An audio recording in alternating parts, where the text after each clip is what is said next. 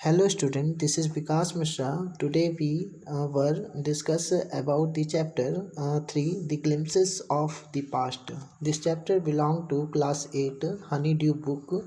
So let's start. Glimpses of the Past. झलक कुछ बीते हुए समय की.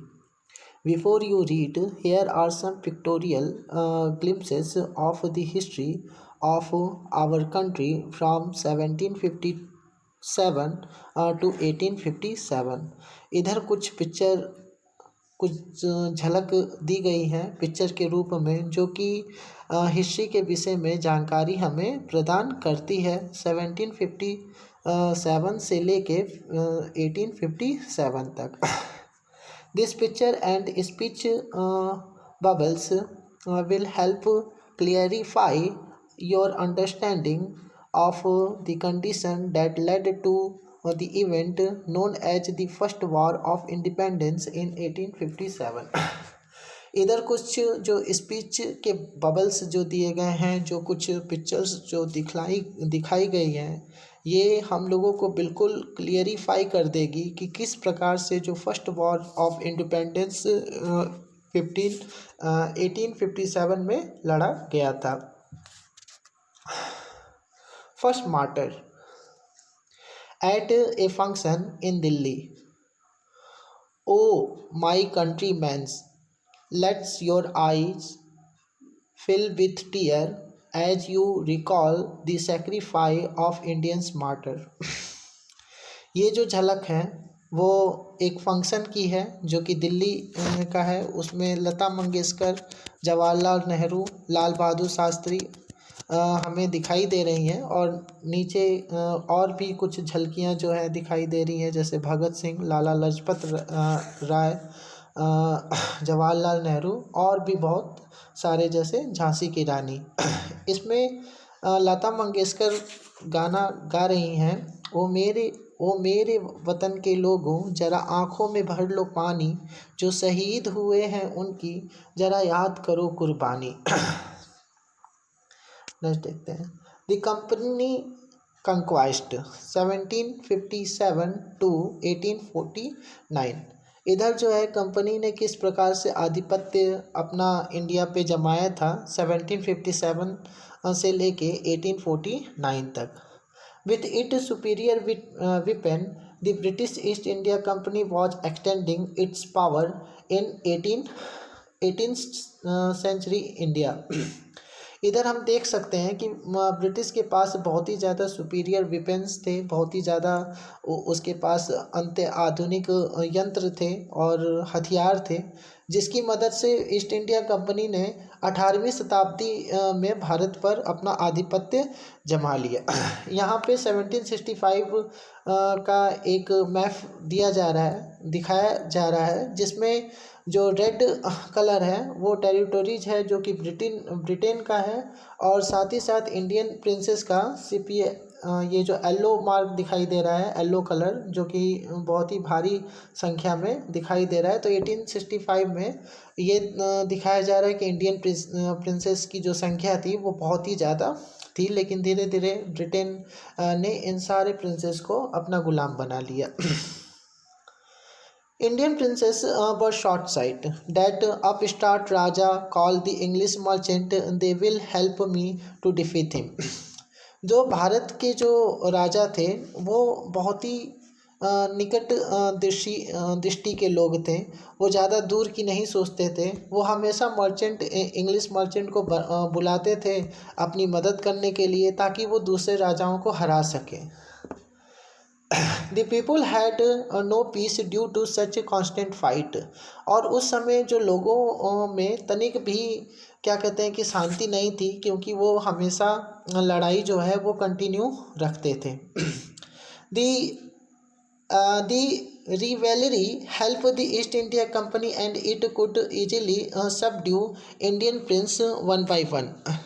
जो ब्रिटेन के पास जो रिवेलरी जो थी, ठीक है, उसकी मदद से उन्होंने एक एक करके सारे भारत के राजाओं को हरा दिया.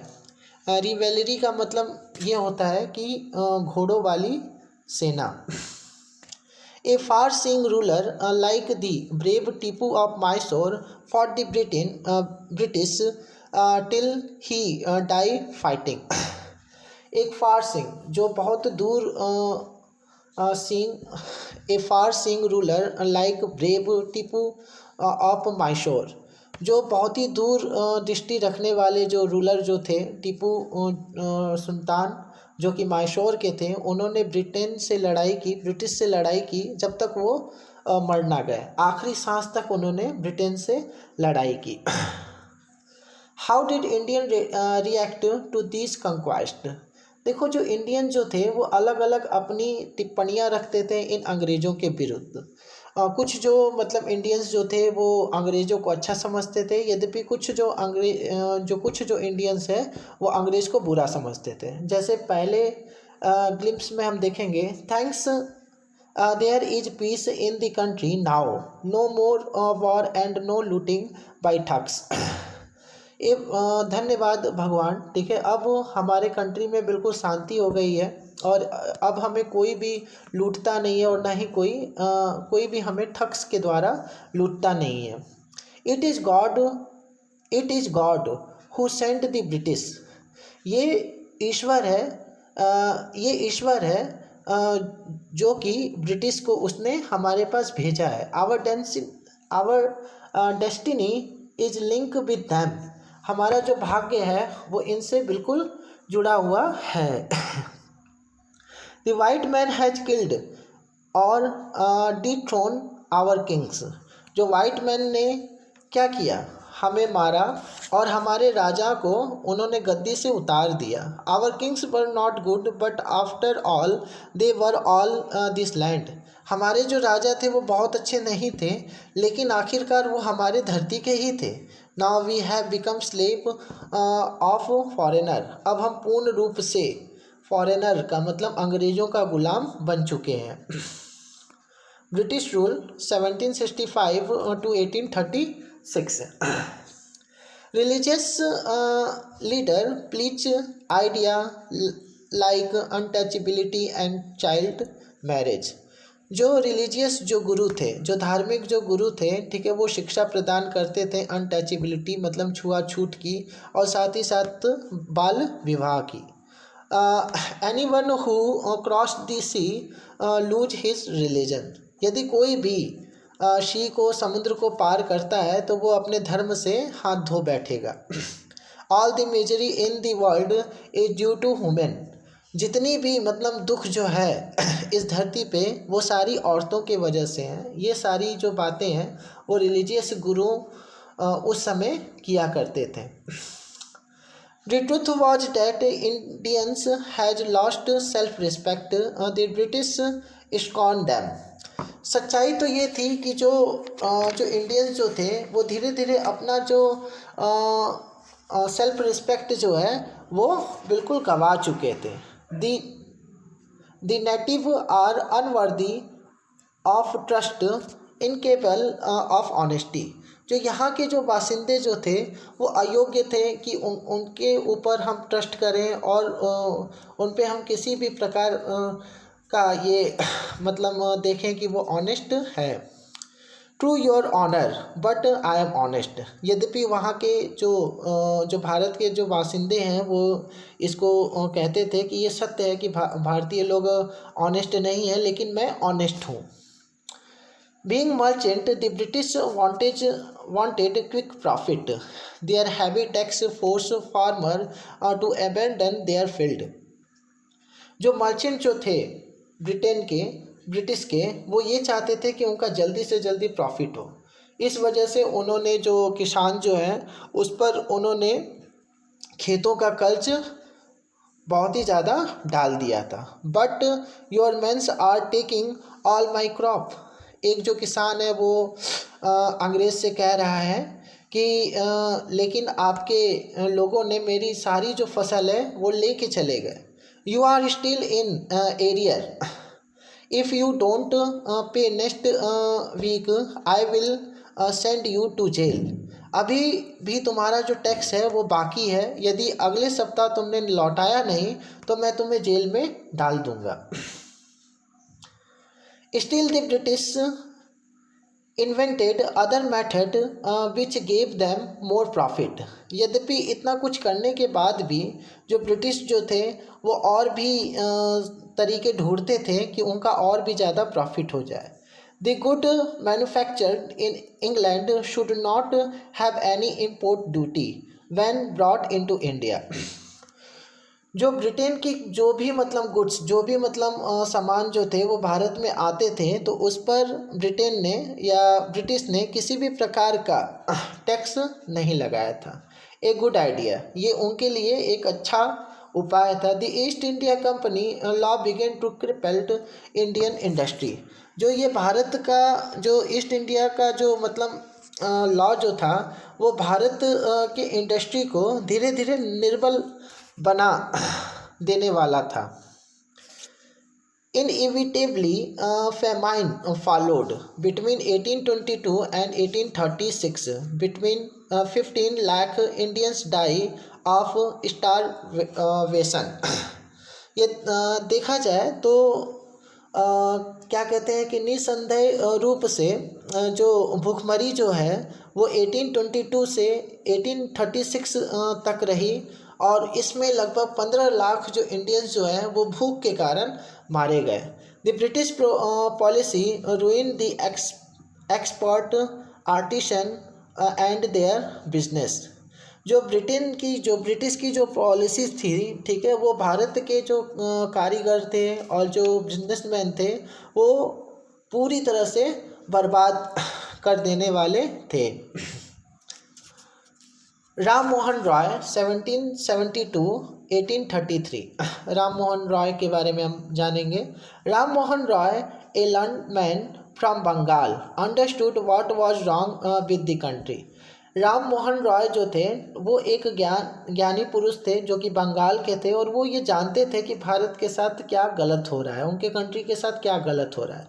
Late us not despise our self, our ancient culture is great and we are capable of greater achievement.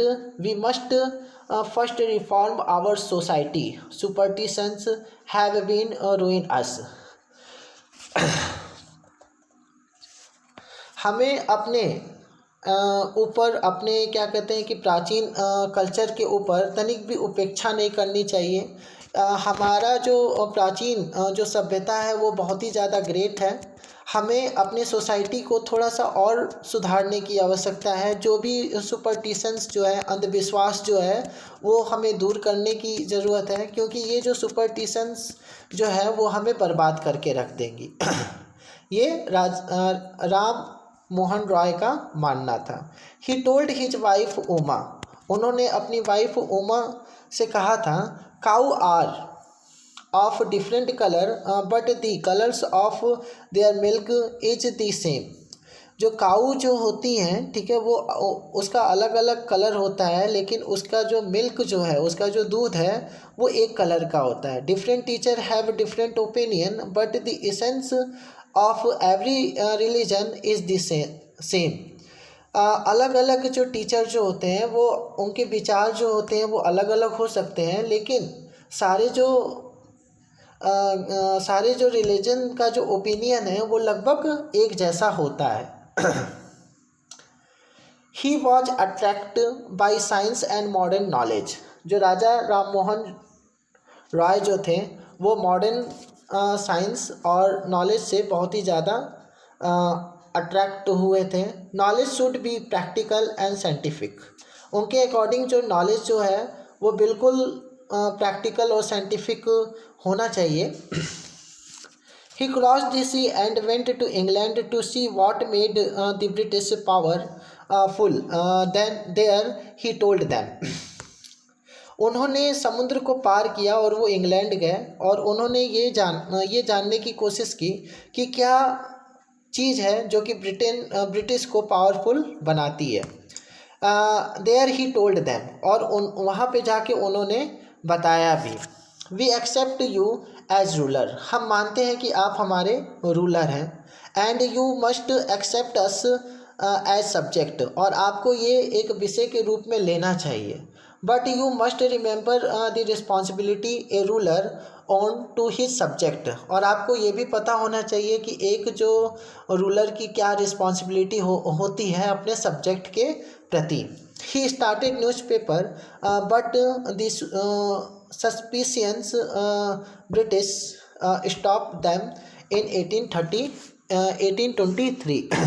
उन्होंने एक न्यूज़पेपर की भी स्थापना की थी। यद्यपि क्या कहते हैं कि जो ब्रिटिश जो थी वो एक शक्की मिजाज की थी, जिसके वजह से उन्होंने 1823 में इसको बिल्कुल पब्लिक होने से रोक दिया।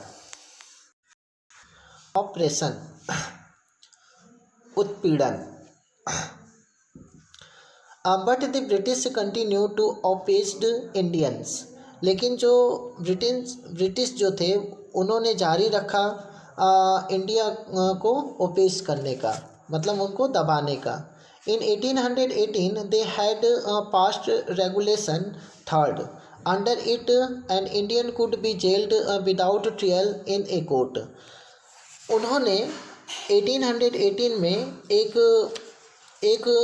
रेगुलेशन जारी किया। इस रेगुलेशन के अंतर्गत रेगुलेशन थर्ड इन्होंने जारी किया, और इस रेगुलेशन के अंतर्गत किसी भी भारतीय को जेल में बंद किया जा सकता है बिना कोर्ट ले जाए।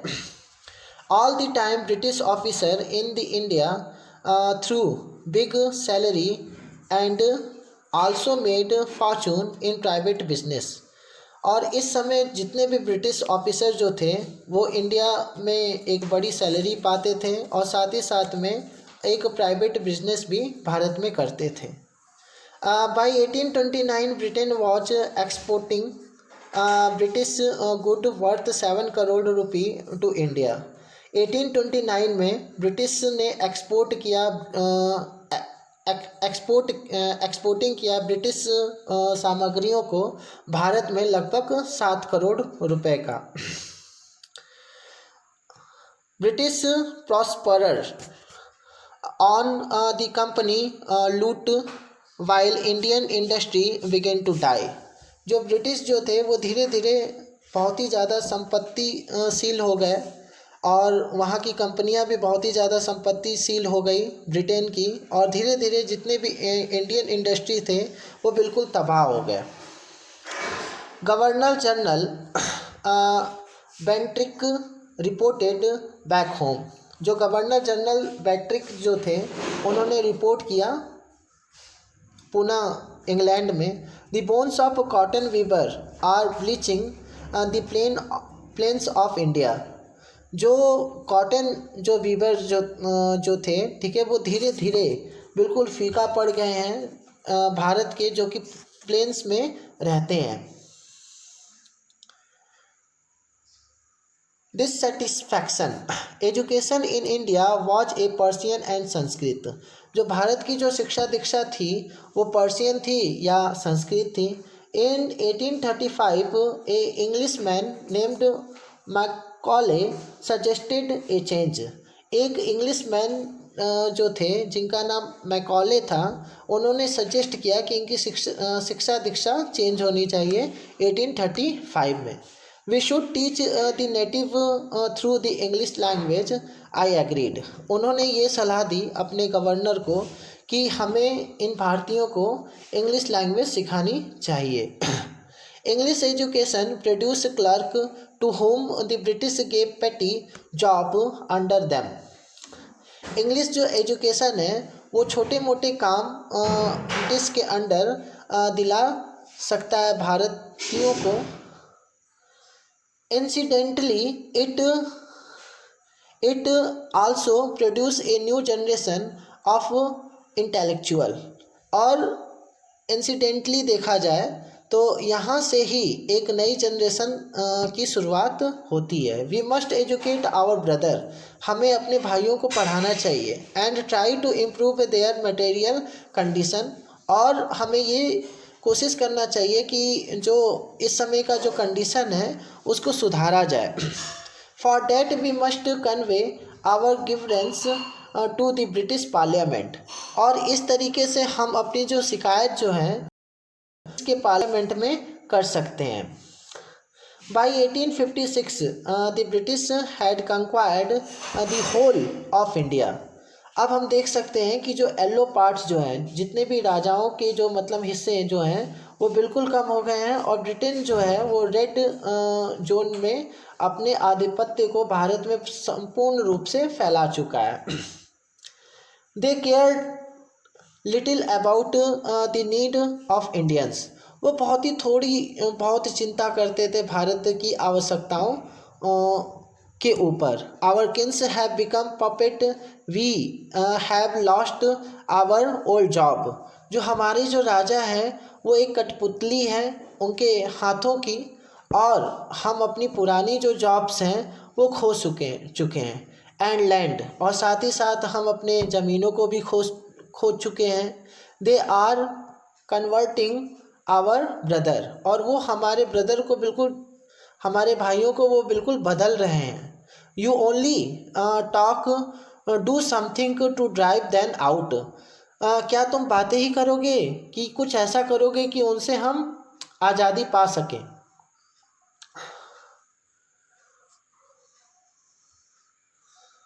The Spark, 1855 to 57. Tax continue to ruin the peasant. Tax जो थे वो लगातार किसानों को तबाह कर रहे थे. इन बंगाल के अंदर the Santhal who had lost their land under new land rule.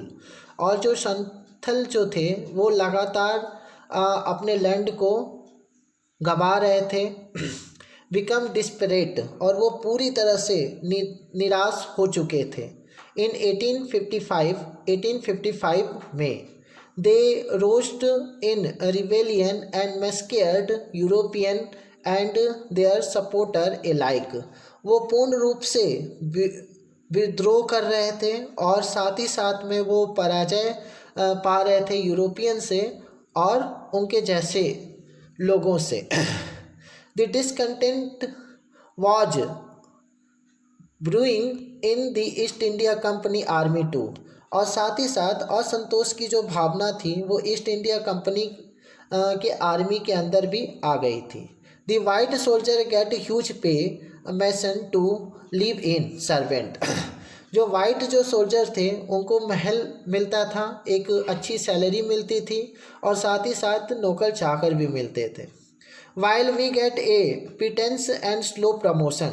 और यद्यपि जो भारतीय जो सैनिक जो थे उनको एक छोटी तनख्वाह मिलती थी, और साथ ही साथ उनका जो प्रमोशन जो था वो बहुत ही ज़्यादा स्लो था. The Angrez ask us to cross the sea which is against our religion. अंग्रेज़ कहते हैं कि हमें समुद्र पार करना होगा, जो कि ये हमारे बिल्कुल रिलीजन के विरुद्ध था. Who is the टोपी वाला is abolish our age old custom. और ये जो टोपी वाले जो हैं, ठीक है, ये हमारे कस्टम को बिल्कुल नकारते हैं. थाउजेंड ऑफ अदर सिपाही रिवॉल्टेड. और भी मतलब हज़ारों की संख्या में जो सिपाही जो थे, ठीक है, वो बिल्कुल रिवॉल्ट करने लगे.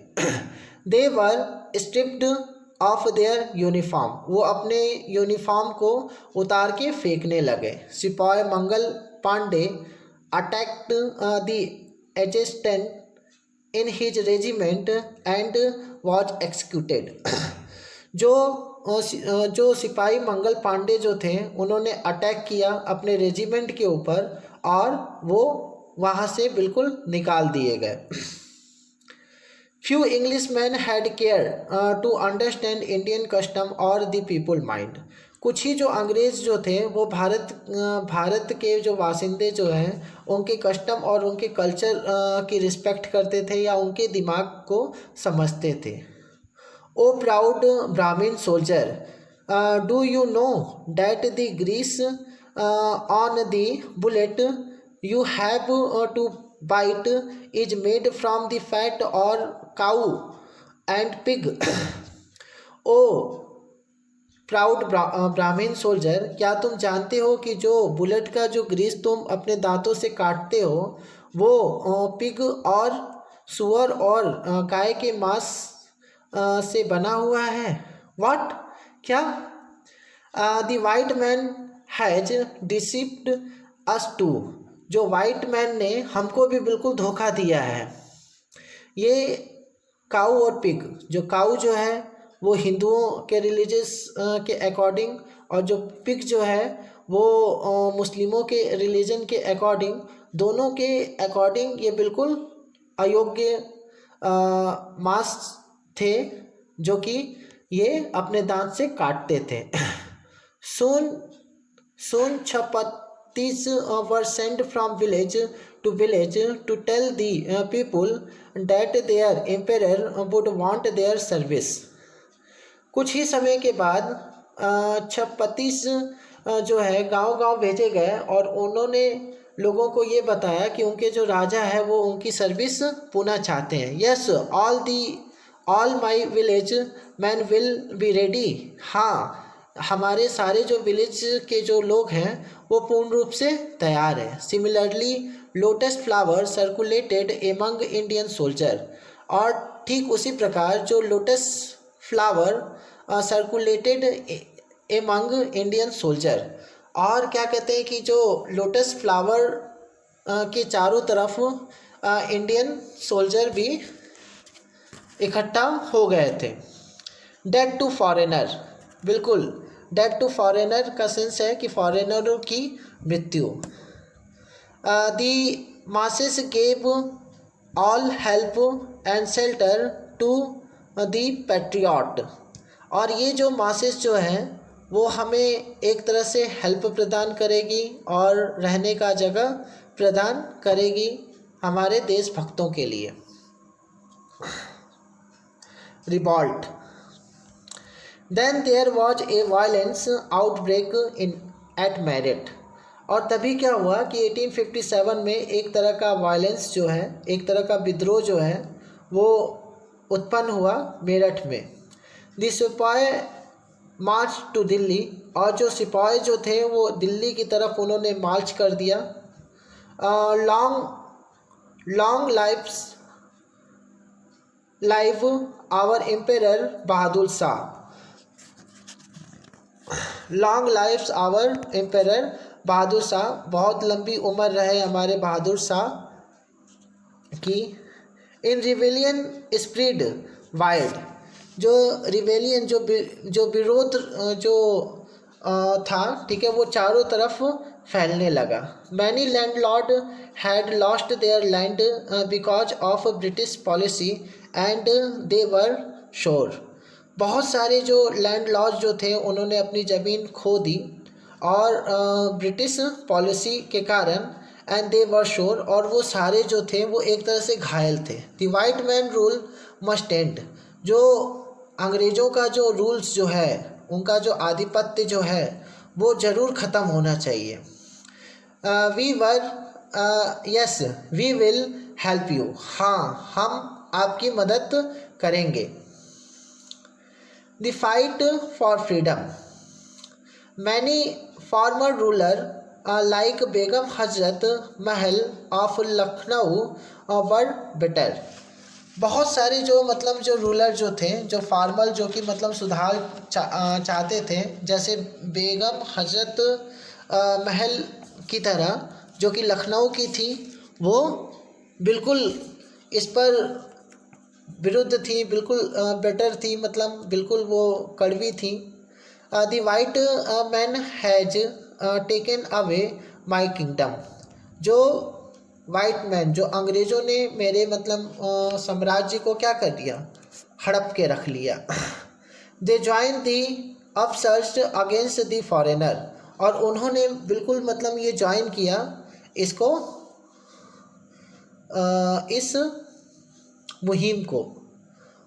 पॉपुलर लीडर लाइक मौलवी Ahmadullah of Firozabad told the people, जो पॉपुलर, जो कि बहुत ही ज़्यादा प्रचलित जो नेता जो थे, मौलवी अब्दुल्ला जो कि फिरोजाबाद के थे, उन्होंने लोगों से बताया,